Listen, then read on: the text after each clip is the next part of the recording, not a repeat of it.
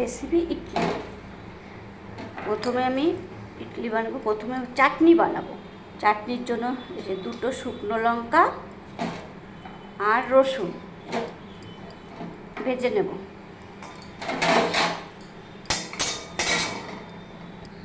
এর মধ্যে আমি কটা মটরের ডাল দেব।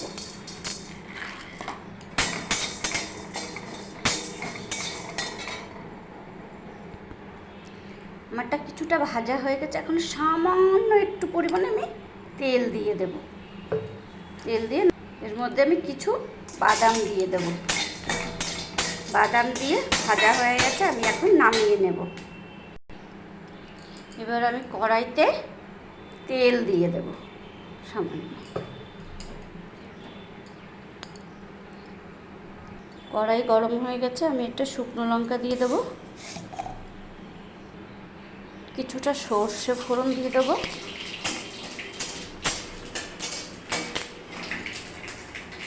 কিছুটা কারি।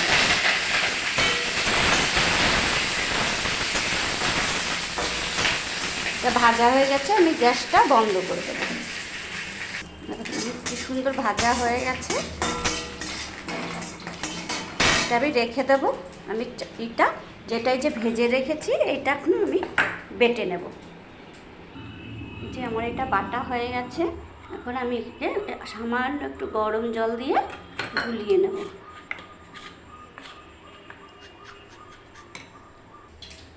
এর মধ্যে আমি সামান্য পরিমাণে লবণ দিয়ে দেবো। যেটা আমি গরম করেছিলাম কারি পাতা সর্ষে ফোড়ন, ওইটা আমি এর মধ্যে আমি দিয়ে দেবো।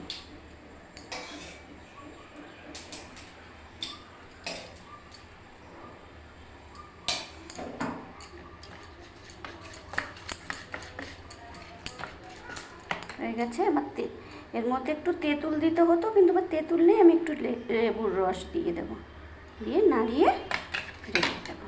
আমার এটা কমপ্লিট চাটনিটা। আমি এই গ্লাসের 1 গ্লাস ডাল নিয়েছি, কালার ডাল নিয়েছি, এই যে কালার ডাল। আর এই গ্লাসের আমি 1.5 গ্লাস আতপ চাল নিয়েছি, নিয়ে রাত্রে ভিজিয়ে রেখেছি। আমি ভিজানোটা দেখাতে পারিনি, রাত্রে ভিজিয়ে রাখতে হয়। তারপরে বেটে আমি সকালবেলা বেটে এটা এই যে একটা ব্যাটার তৈরি করেছি।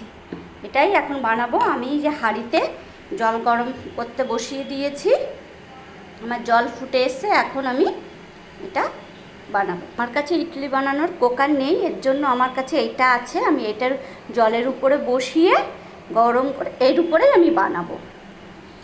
আমার এটা গরম হয়ে গেছে, আমি এর মধ্যে এক এক করে করে ব্যাটারটা দিয়ে দেবো।